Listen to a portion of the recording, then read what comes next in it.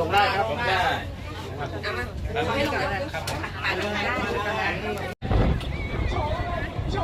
พี่ครับลง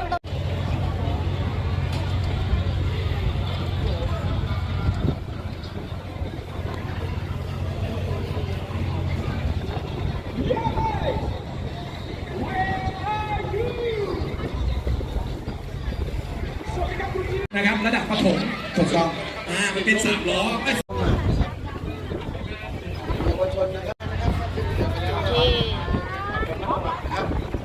ไปจากเป็นอย่างดียื่นมือซ้ายออกมายื่นมือซ้ายยื่นมือซ้ายเดี๋ยวพี่อีทยืนตรงกลางอีทยืนตรงกลางยื่นมือซ้ายทำตามที่พี่อีทพี่ดูพี่ทั้งหมดเลยทุกคนเลยทั้งหมดคือพี่คนนี้คือพี่อีท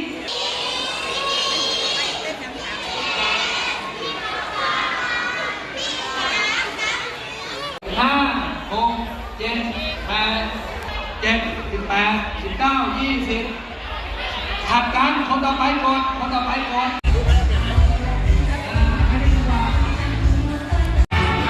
หนื่อยไหมครับเหนื่อยไหม